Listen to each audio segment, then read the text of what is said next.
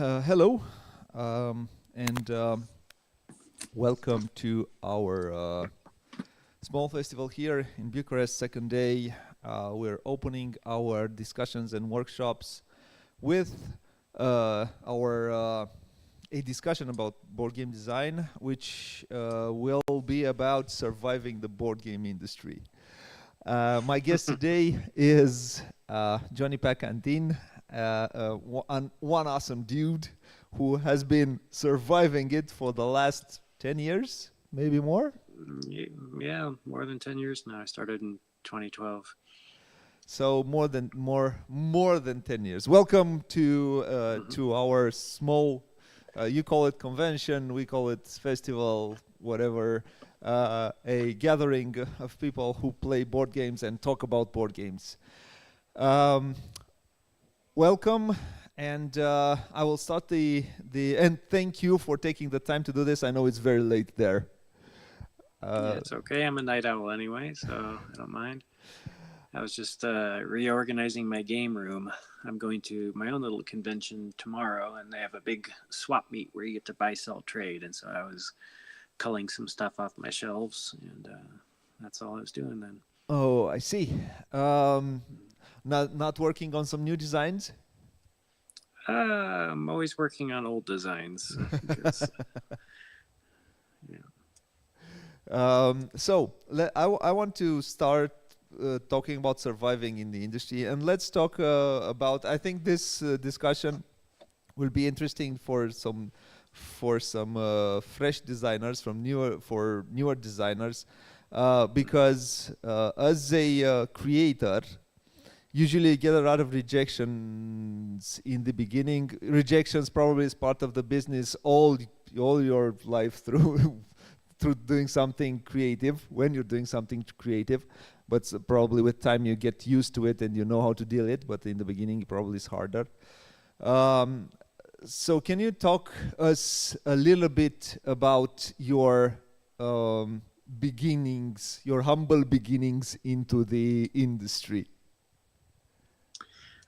I had a very strange beginning that was unlikely, and it didn't go very well. So it was basically, I met some board game designers who came to one of the game nights I was hosting when I used to own an art gallery, and they said that they were designers, and I hadn't met a real board game designer at this point. I'd only seen their names on boxes like Rainer Knizia or Wolfgang Kramer, and they said they made board games, and eventually started hanging out with them enough to be able to play test the games that the studio was putting together. And it was the first time that I saw prototypes and saw games broken, that don't work, that are not fun, being iterated on until they are publishable. And that was kind of a revelation for me at the time, because I have a background in art and music, and the process of creating art and music is sometimes a little different than that. So I was like, oh, maybe I can try to make a game. So I drew lots of little characters and made a very fancy prototype out of materials that I hand painted and spent a lot of time on, made it like an art project. And then I asked if I could show it to this company that my friends worked for at the time. And they got me an opportunity to meet the owner of the company, co-owners of the company, and pitch them the game. I made a sell sheet for the first time, and like halfway through the pitch, they're like, quit drilling, you hit oil, here's a contract, kind of thing. We'll give you a contract, we'll give you a deal, this is going to be the Catan killer. And they were all like, a lot of hubris as it turned out. But and then after it was signed, it literally everything that could possibly go terrible for a new designer or any designer did happen. And the game was underdeveloped, it was rushed, it was hot potatoed between interns and people who had no stake in it, and every corner possible was cut. And it was released at Gen Con 2013, and about the most embarrassing game you can release. It was so flawed in production. There's actually a Dice Tower podcast series that covered the whole story. At the time, we we stayed anonymous. It still doesn't say it was me, but you can put the pieces together. And it's known as the designer's horror story. So if you want to hear the gory details of that 2 or 3 year period, it's all there. And on the back end of that, I lost a lot of sleep. I got really depressed. I was really struggling to come back. And that's when I heard about this Kickstarter thing that people started using. And this is before Exploding Kittens and all that, right? It's Kickstarter was for board games was still in its infancy. And I thought, oh, well, I could raise a little bit of money and maybe I could make my own game and have more creative control, at least to learn the process of that. And so I spent a lot of time preparing that and learning things the hard way and doing a lot of stuff myself, and made a small print run of the game, which eventually turned into Coloma, which was arguably my first like hit game. So it was Hangtown first. It's Hangtown, right? That before Coloma, it was Hangtown. Yeah. Before we get into that, were you a board gamer when you started to design, or? Oh yeah, totally. So I had a pretty large collection by that point. I was hosting game nights and game events and New Year's party. That was like a game night sleepover at my art gallery, and people brought games. I mean, it was a lot of games, and I was known as the nerd herder because I had a big game collection, and all the locals who were interested in learning about these Euro games liked to come by. So we had a pretty nice little group of people who played regularly, despite being in a very small town, and Euro games still not being a very like saturated thing in the area that I lived in. So you were an avid board gamer before you started to design, and you started with a game that was a complete flop, developed for Gen Con 2013, and I suppose you got bad reviews and all of that. Oh yeah, it's very embarrassing. So before you did, so that was your first design. Before you did that, did you do anything? Did you have any other prototypes? Were you ready to start something? That's the weird part. Is my very first attempt at making a board game got published. That never really happens with people. In my very first pitch, it got signed, and so it felt at the time like the stars aligned, and then, like I said, everything went wrong in post. And kind of spit me out the other end real chewed up. So I was really struggling to find a way to kind of take my creativity back and prove to myself and prove to other people that I'm not, I didn't make that train wreck of a game. The prototype was in fact cool, but I wanted to make a different game. I thought about rehashing that one somehow, but acquiring the rights, they wanted $5,000 to acquire the rights back, even though the game was a flop, and I just didn't have the money to acquire it, and everybody already hated it, so it's like it was dead.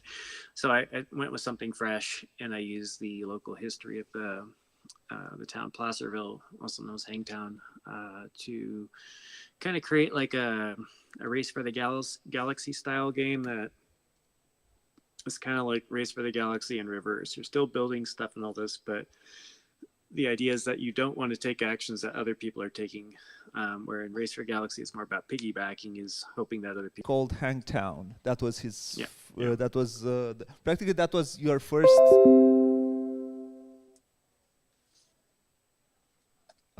Practically that was the. That was your first success, sort of success, right, in the industry. Sort of, yeah. It was like I made 1,000 copies of it and was just selling it out of like my friend's like storage unit. So I wouldn't say it was really successful. About a year or two later, somehow Rado like found a copy of it. I don't know how, and he kind of just raved about it, thought it was this incredible game, and kind of put a little focus on me then. And then some of the guys from the Secret Cabal, Don and Jamie, somehow got it, and they played it, and they were like, this is a train wreck. And my second game was such a modest, small print run, like a vanity print run game that I didn't really have like any sign of commercial success. I see. So what made you go on? Because you've been starting 2012, going through these. Because the Hangtown was 2015, something. Yeah. So what made you stick to it? Because it's not easy to just stick to it when you're not having successes. Yeah, that's a good question. My plan at that point was, since I understood the manufacturing process and fulfillment and a lot of the back end of stuff that a lot of designers don't know about, I wanted to pitch games that could fit publishers' catalogs and try to tailor the games to their needs a little bit. So I created a website. I created a whole bunch of games all at once, all with sell sheets. I had lighter games, heavy games, stuff in between. And I would go to conventions where they had designer publisher speed dating, like at BGG Con, they had that, and some other ones in the Bay Area and California. And Gamma Fest, which is the Game Makers Association one. So I was there doing that. So I was pitching, trying to book meetings and pitching these games. And it was Board and Dice that kind of took the first bite. The first bite, yeah. And they took what was a very rough prototype that they saw promise in, which turned into Sierra West, which was also a commercial failure, but for other reasons.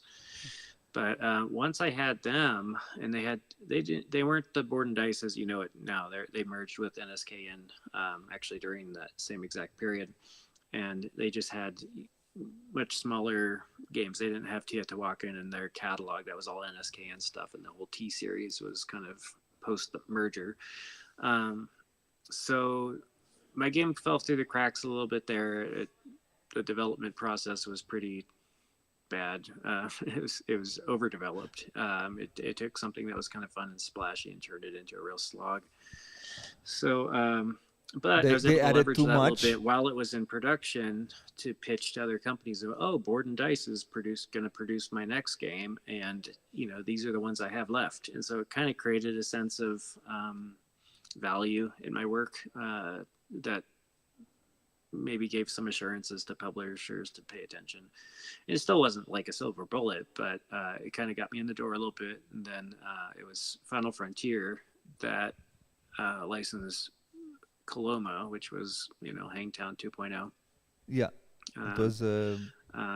And they also published A Fistful of Meeples kind of at the same time, because they wanted to do two games, one of them much smaller that they would put into the pledge manager to try to raise extra money in there. And they just said, hey, if you have a small game that's loosely related to this theme. And like I kind of mentioned, I did have games of different weights and sizes. And so in fact, yes, I do have a small game that would fit. And so they threw that into production. They try to make it as small, as inexpensive as possible, so it didn't really have a lot of not very deluxe parts for today's standards, but for a small box game, it had some charm. It's probably my best selling game just by the numbers. I think it's been reprinted more times than other games. Which game were you say was reprinted? A Fistful of Meeples. It was localized a lot of places and went through multiple runs. Where it's a very simple game that it's very easy to play and so Coloma was a it was a I know it's commercial in the end good, but Coloma was a good Kickstarter at that moment. It was well received. Yeah, at that time it was well received. Yeah, it was like $250,000 Kickstarter or something like that, which wasn't great. Like that same publisher had done Robin Hood and the Merry Men, I think, the year before, and it did like 500,000. So this kind of underperformed compared to that one. But again, new designer, people taking a risk on it, and then Tom Vassell played it and really liked it, and that kind of helped like getting the seal of excellence for that game was kind of like the feather in the cap that I needed. So in the meantime, you had this little success, which was, I would say, Coloma was a decent success. Mm-hmm. What happened? Did you have anything else that you were working at a different design that you were working on at the same time? You had different designs with different publishers that were going to be published. Were they published? During this time, did you have a lot of failure when it comes to publishing? No. Well, I also acted as a developer for Coloma, so the company did some development and I did some development. They brought in David Turksey to do some development, which was not worth even having in the game, but whatever. And they liked what I did with the development process. We got along pretty well, so they asked me to take Carl Van Ostren's what became Merchant's Cove, used to be called Town Square, and mold that game, that prototype, into their realm that they built, which was the 5 realms. It was kind of like a universe that they were building, and they took this prototype of this highly asymmetrical economic game and wanted the developer to kind of help, make it fit their catalog properly. And so I took that gig and, paid just a little bit about minimum wage in the US, and I was happy to do that. And they offered me like a 1% royalties on it if it did well. So just in case it went gangbusters, maybe I'd make a little bit extra. And it did all right.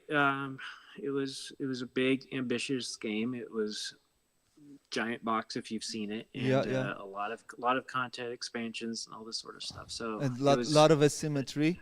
Asymmetry. Yeah, it was a tough thing to design in the amount of time that we were given to design it. It was basically had an entire overhaul within like a 4 or 5 months period, just taking it from the sketch all the way to something that was presentable, and we were showing it to reviewers and things like that, and it looked good on camera, and like Rado played it and other people, and it did well. It was I think it was their most successful Kickstarter at that point. I think it did better than Robin Hood, so that was kind of a cool thing. So they offered me like, hey, for all the games that we'll be doing in the future, we'd love to have you as a part of them in some way, whether that's development or consulting or co-designing, welcome to the family kind of thing. And so they became kind of my main focus. And Final Frontier. At some point there's and then there was kind of a period where I phased them out as I got into the Fantasia group, and that was kind of a straddling both for quite a while until Final Frontier. We became more and more distant with each other until they went bankrupt last year. And they died. No. Yeah. And all the how does it feel having a game that was a success? Okay, moderate success, didn't do $1 million as you would have wanted, but it was a moderate success. It was a game that put you on the map for everyone, more or less, for people who did not know you before. Because, for example, I have played Sierra West and I've liked it a lot, and since then I was. And I don't know, something else before, so I kind of myself knew about you, but a lot of people learned about you more after Coloma. How does it feel to have this game and see the company that published it practically die because they went bankrupt? They couldn't deliver Kickstarters, they couldn't deliver the expansion for Coloma. How do you survive this? How do you try to, because the game is successful, the game could be more successful because of the expansion, and the expansion doesn't come out. The money are taken from from backers, and the game is not delivered. Does that give backlash to you? Oh, there's major backlash. Yeah, so I worked on the expansion. I was really happy with it, and they were doing a big box edition, so somebody could have all the stuff in one big box with nice trays and some extra goodies and modules. And the core game had gone out of print very quickly, and it was very hard to get. It was like going on eBay for $150 or something like this. It's still hard to get, actually. And so it became this kind of coveted thing. So just having a reprint was going to be significant, and the expansion, I think, was some of my best work. And trying to get that to completion while they were trying to kind of navigate their waters. And at some point, things felt weird, but I didn't really get any indication until they sent an email out, or a backer update out, to all of their backers and all their campaigns simultaneously, saying that they were ceasing operations. They said, sorry, you're not going to get your stuff. And I guess the employees that even worked there, besides the owners, didn't even know of this closure until like the Friday before the weekend. They announced the closure. It's like, oh, by the way, don't come in Monday. We're done. So that was a large blow. Financially, it was, I think that campaign did all right. I think with Pledge Manager and stuff, it did like 300,000, and I would have been entitled to some more royalties on that, and then continued sales. And I would have my best game, or the one that put me on the map, back in the market, and kind of make me relevant again, because it'd been so long. So that's been really upsetting that it's been there, and from what I understood, they were somehow able to retain the rights, despite going bankrupt by maybe some loopholes or something like this. And so I've been hesitant to push hard to get those rights back. And other publishers I work with, like Fantasia and other ones, with the tariffs in the United States and everything else that's so shaky right now, like nobody has the money to reprint all those things that didn't get printed, give them to backers who already paid for them at their cost out of pocket, because that's kind of how backers feel. They feel like, I paid for this game once, I don't want to pay for it again, and if it does get made, damn it, I want my copy.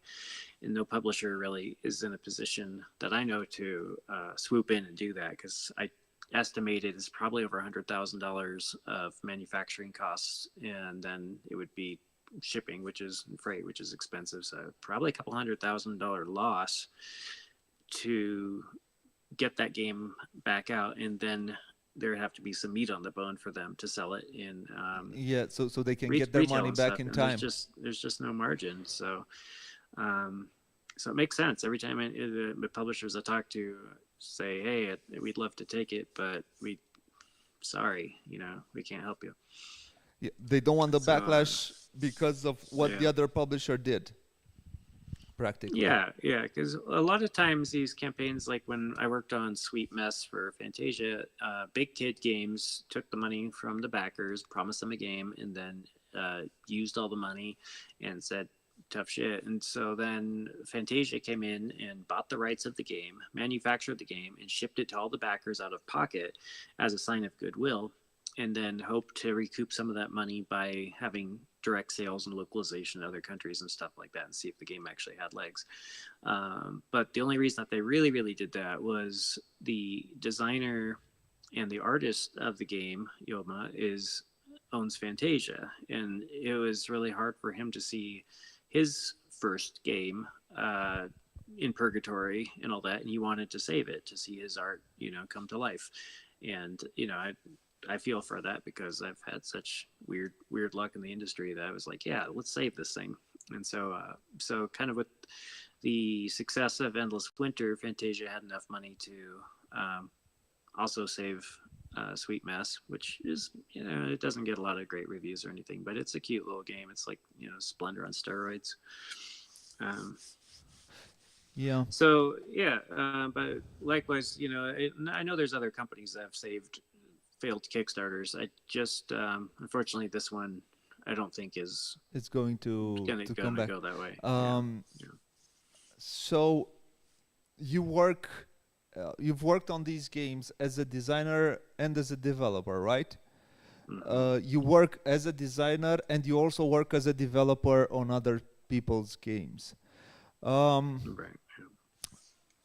Is it enough to make a living out of this by doing that? And also, I know you do UI UX development on certain games. Is it enough for you to make ends meet with all this?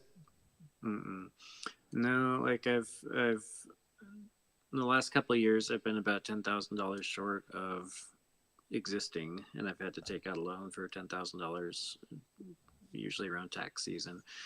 So right now, I'm losing money by doing this and not sustaining myself, but I'm still doing it anyway. So something needs to change sooner or later, because I don't want to be like drowning in debt just to work 7 days a week at night to make games for Eastern European publishers that don't really like to pay American wages. But that sounded a bit it is what a it bunch is. of the guys on the team I work with get paid like €7 an hour, so like anything above that is like, they're saying I make more than a doctor in Cyprus, and it's like I make less than a Taco Bell employee in the United States. It's just it's really just not looking at the value of a good game designer and a good developer. It's just the difference in like the cost of living. It's just radically different, and it costs more to live here. It's different in Europe to America. That's kind of true.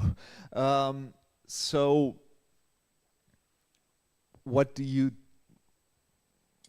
how do you still do it? I mean, what keeps you going? What makes you still do it? Right now you work as a publisher and as a developer for Fantasia games, right?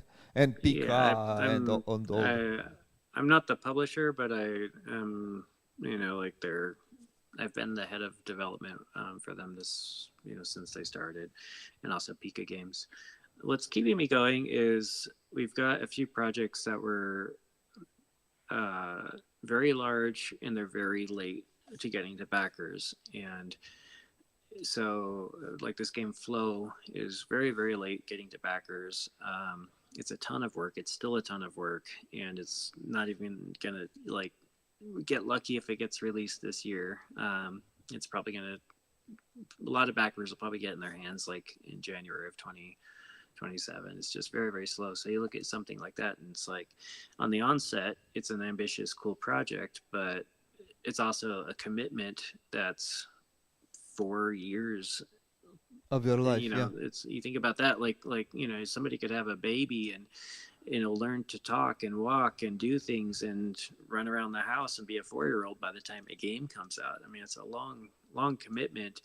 And as a designer, you get royalties based on sales of something. So it's like in 4 years after it sells, so maybe 6 months after that, they pay on a bi-yearly basis or just at the end of a year, you might see some royalties if this sells well enough, and there's enough direct sales and not being sold to a consolidator or something like this.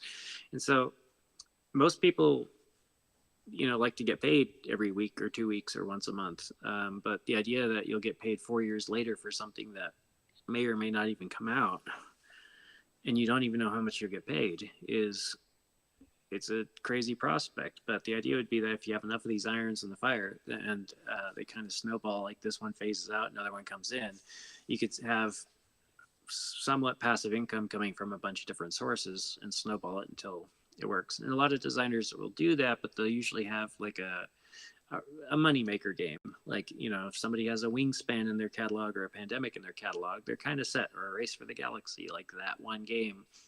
Or Patchwork will sustain them while they're experimenting with other games. Or like Henry Audubon's Parks supports him still, and he's not reliant on Flow to save him from economic ruin, right? In the same way that I don't have a Parks, and so like Flow needs to pay off in a different way for me, or I need to find income in other ways. Other ways. So So you've been as you said, 2012, so more than 10 years in the industry, and finding it hard to be afloat. It's been I don't probably it's not the same for everyone.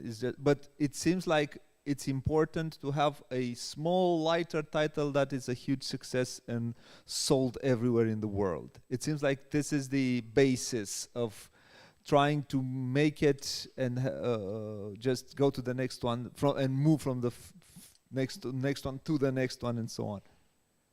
Yeah, it's interesting to look at designers and see like what was their breakthrough game and did that. And not all of them are really light, but maybe like Rosenberg, it's probably like Agricola was really, and the bean trading game and Patchwork, like those three games in his early career were all mega hits, and they had long tails on them and led to Caverna and other versions of Patchwork and all that. Lots and lots of expansions for Bonanza. Or you look at like, I don't know, Phil Walker Harding, who makes a ton of games now. But I think for him, it was Sushi Go, and it was just sold in a little tin everywhere, and it was really accessible, and boom. And it was basically a derivative of Seven Wonders, another hit game for Anton Bauza that, like put him on the map in a skyrocketed way. So yeah, a lot of these guys have like that one game that just did it. As Bruto Faiduti, I think, has made 100-something games, but it's Citadel's that, at the end of the day, is the one that that pays. Yeah. So it's kind of like that. I don't have that game yet. Yeah. Are you in a way looking for it, or if it happens, it happens? I mean, I kind of have to hit it. Like I've sacrificed so much time and effort trying to do this and persevering through a lot of really difficult, awful situations, even to the point where it's affecting my health, my mental health,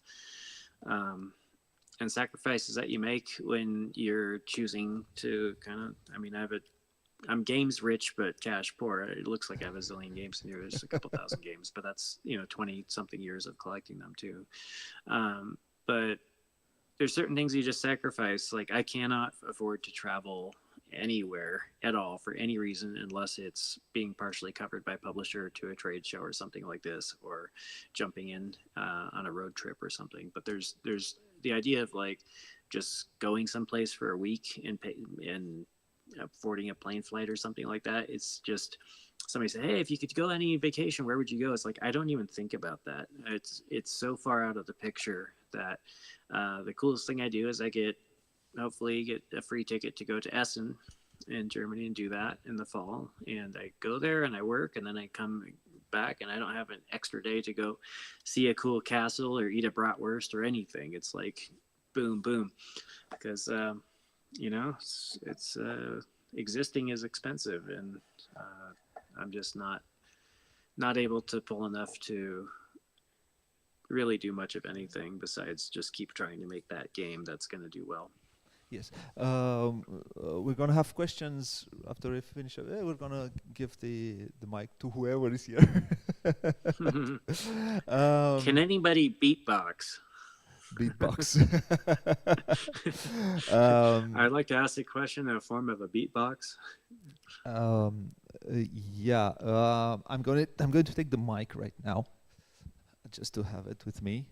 And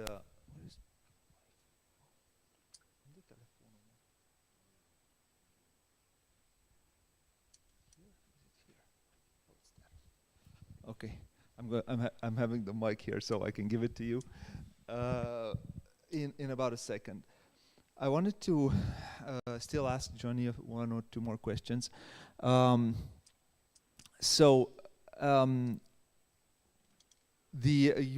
are touching about going to conventions and things like that. Practically, when you are a designer, going to conventions, or all the conventions that you can going to, or let's say how important was that for you in order to be able to test games and maybe sign certain games? I think it's really important to play test with and at conventions to try to get as many people that are in like the demographic to give you feedback on your games, as at whatever stage. There's a lot of these proto spiel events where designers will play test each other's games and kind of a back scratching thing. Those are really valuable for designers. And sometimes there's local groups in the city you'll live in, and they'll meet up once or twice a week or whatever. Those things are great.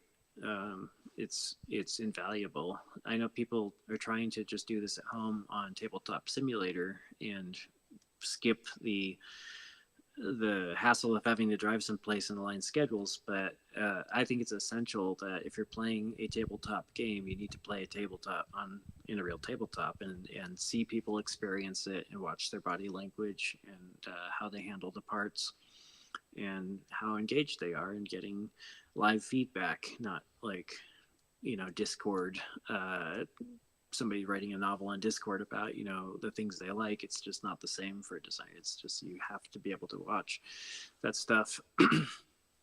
So that's really important for pitching. Pitching is important at conventions. Most designs get pitched at some convention and get signed that way. Some people will get a foot in the door and then they'll follow up with a pitch on Tabletop Simulator remote. So that's kind of a new thing, where back in the day it was, mail me a prototype. And like when I was pitching Coloma, I had to send, a package to Germany, a package to all these different places, and then wait 6 months for them and keep bothering them. Did you play it yet? Did you play it yet? And then, and you only have so many prototypes to ship around. So it can be,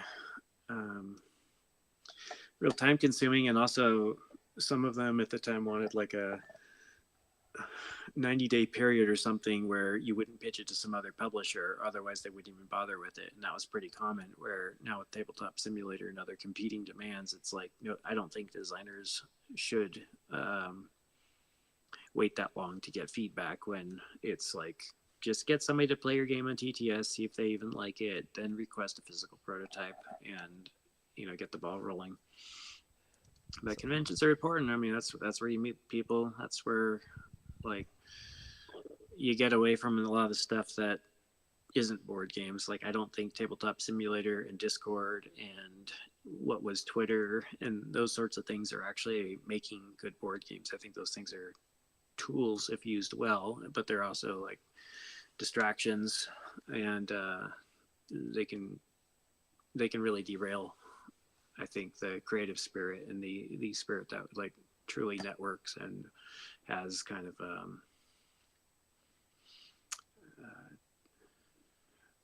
it feels like a lot of this industry works on good relationships. Yeah. And those, I feel like those Networking. happen at conventions. Yeah. Do you consider yourself any tiny bit as a established designer? Yeah, I mean, I've got games that are in the top 500, so it's, I mean, that's a thing. Like Unconscious Mind did pretty well. When it came out, it made 1 point-something million euros when it was on Kickstarter, and it's sold pretty well. It's been localized in lots of countries, and people who like that kind of game tend to like it. Okay, it's a giant game, and I've worked with the best artists in the industry, like Andrew Bosley and Vincent Dutray and Micho and others, and so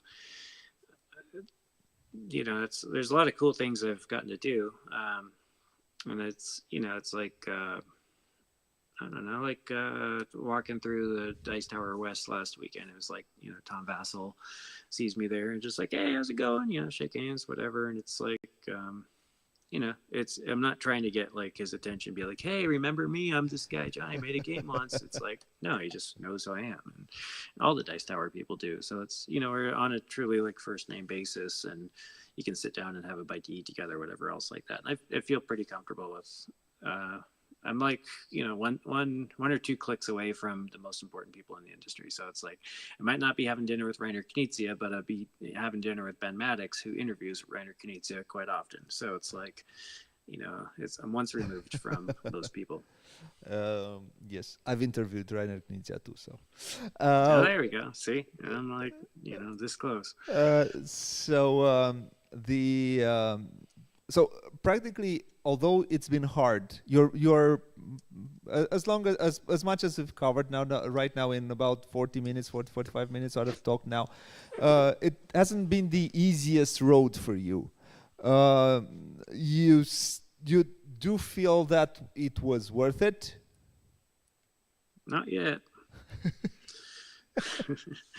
I mean, I wouldn't be sitting here talking to you without you knowing who I was and playing games and stuff like that. So I do like a lot of the experiences and people I've met. Those are really, really cool. And it's cool to, be like a little bit famous in the world where there's a zillion people doing a zillion things, and not for like going viral for doing like a backflip on TikTok, for like actually making something that people care about. I mean, that's great.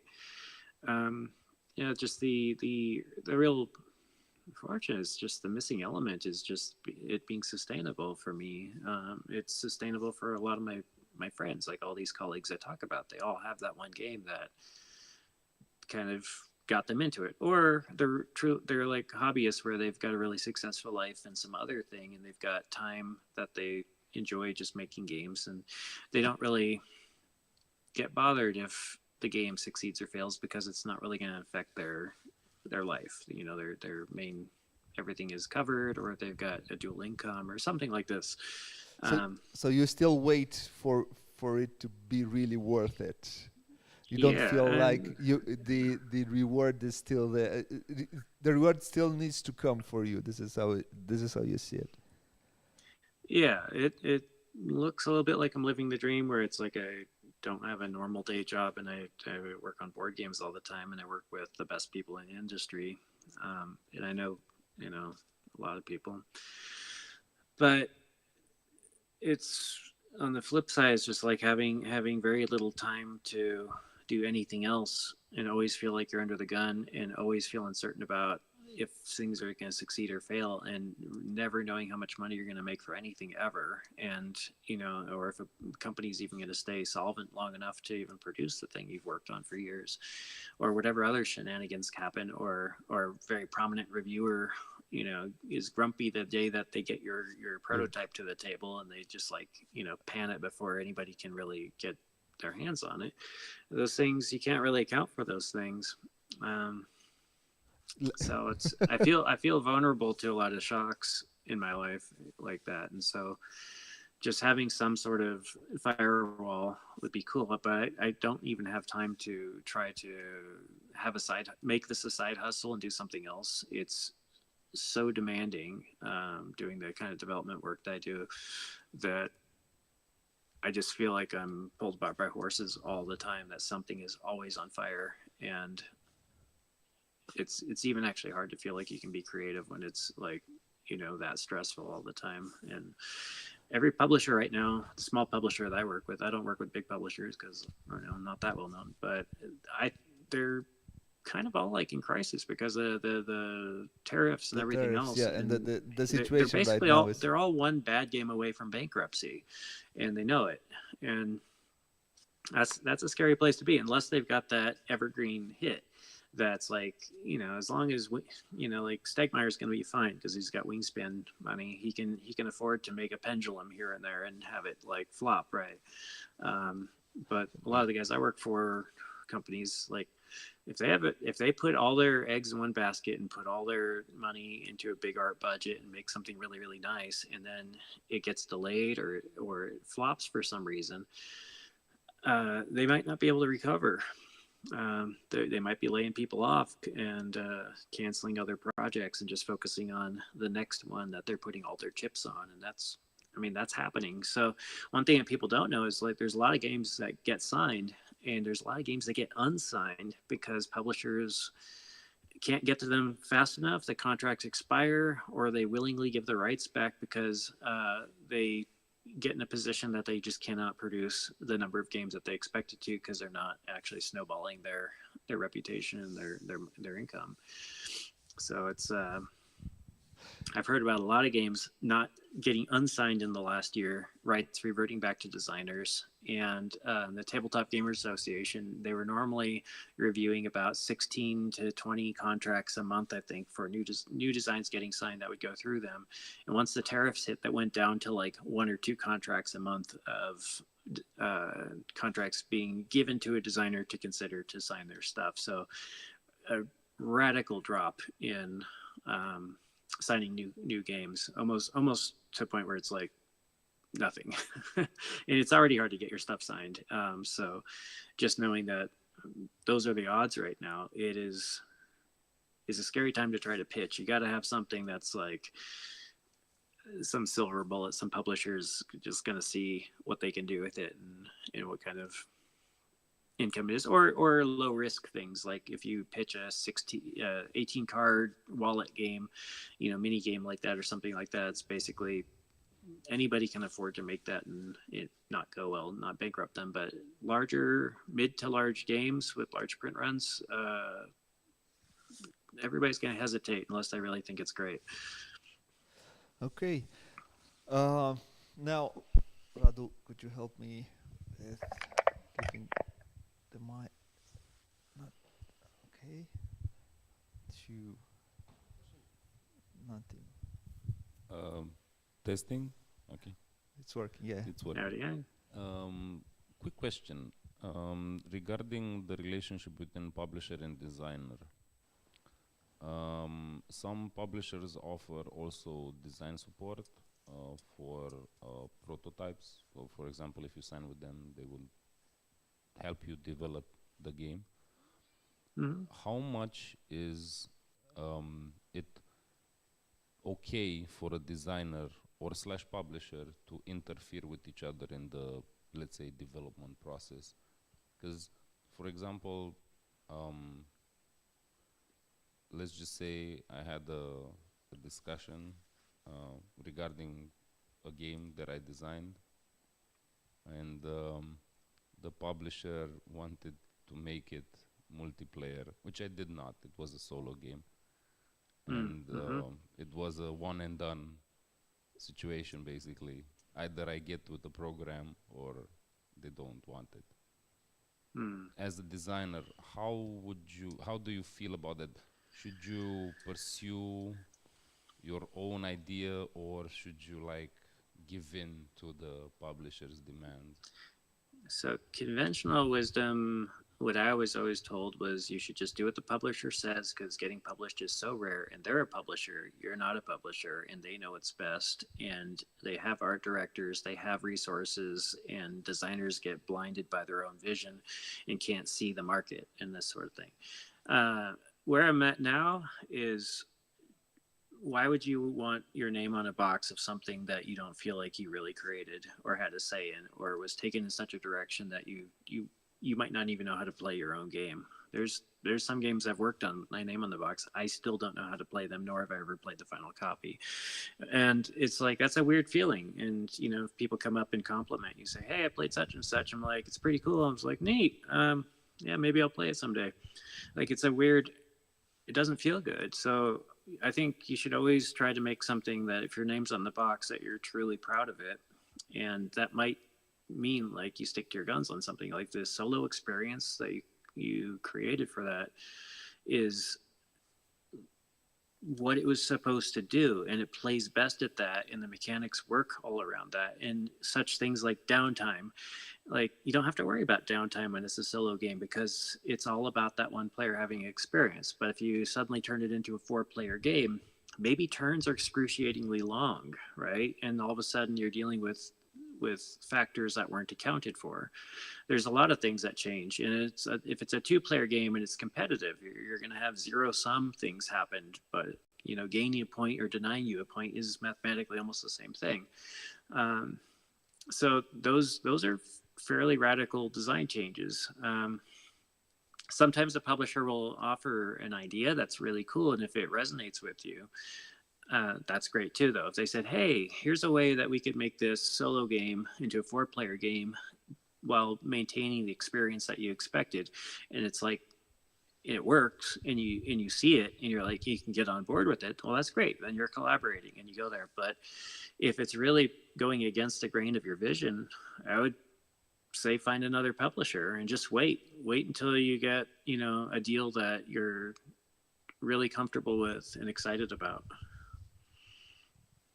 Yeah, thanks. That's pretty informative, and I was on the same page with you on this. I just wanted, like, since you're established in the industry, to get another opinion, and also another.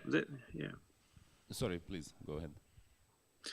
Oh, but they will help you with prototyping if that was part of the question. It's like there's a point where like you'll hand them your prototype and they might recreate it with their artists, their graphic designers. They might put it on Tabletop Simulator and make it more approachable. And in the later stages, they'll take over that altogether. So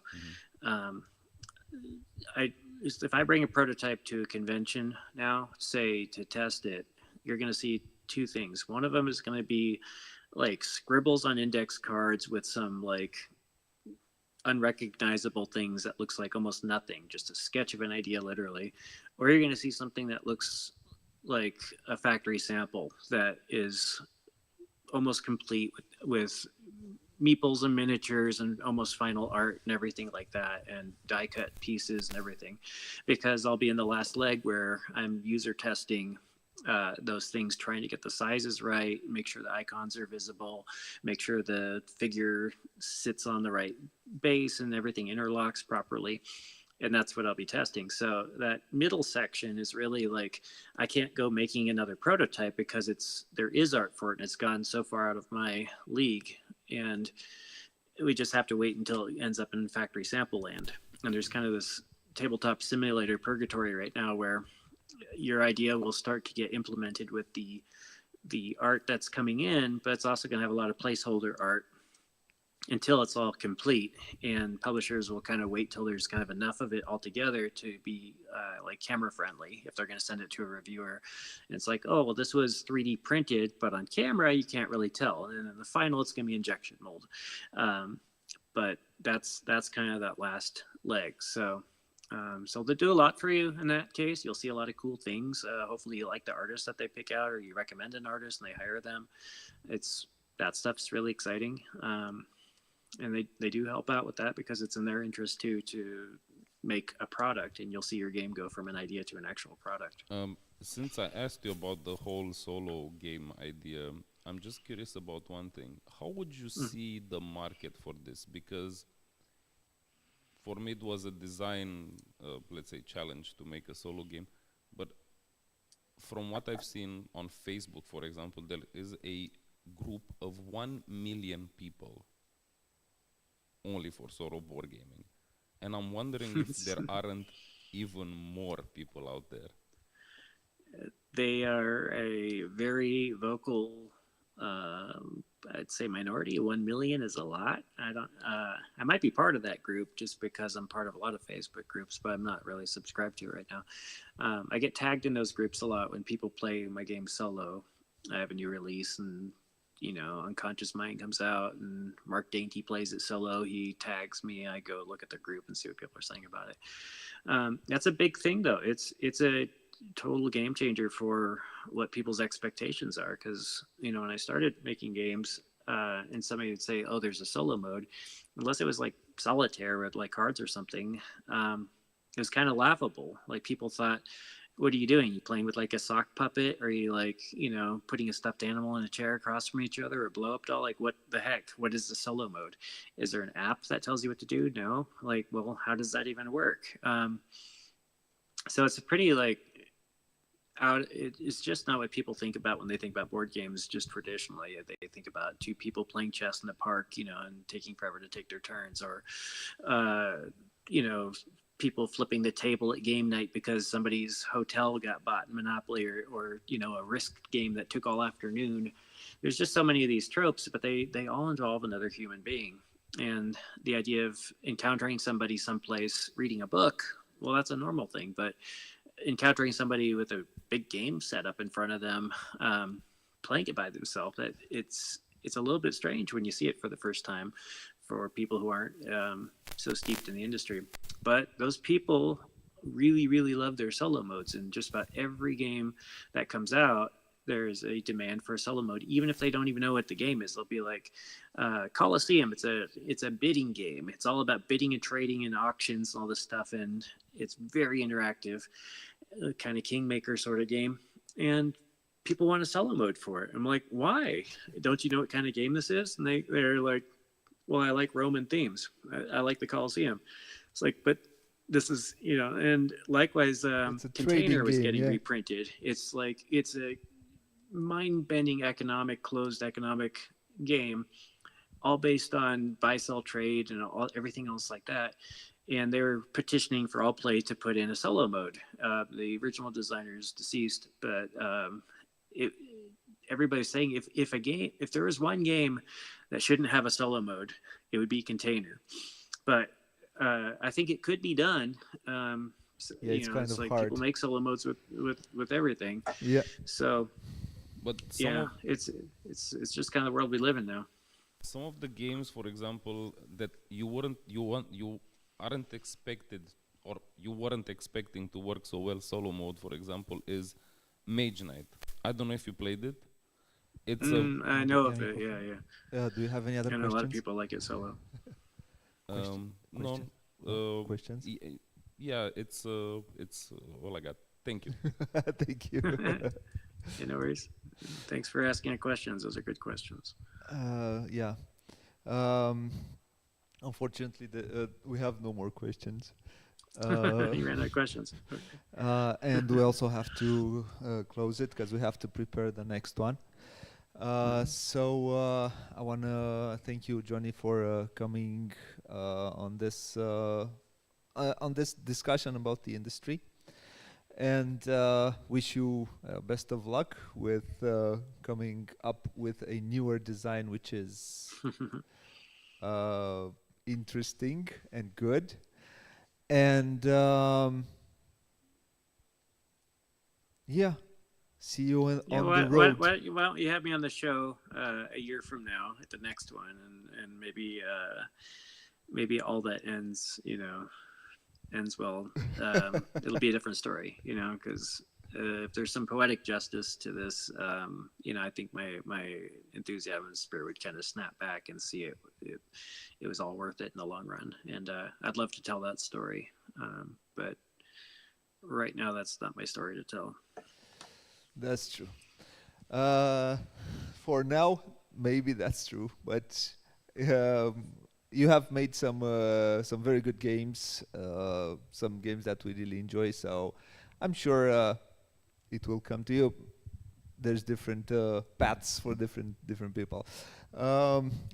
Wish you best of luck, and see you on the road somewhere in a convention. Hopefully I'll somewhere. see you at Essen this fall. Yep. Thank you very much. I want to thank anyone who came and watched, and for the guys for the question. And bye-bye. See you later.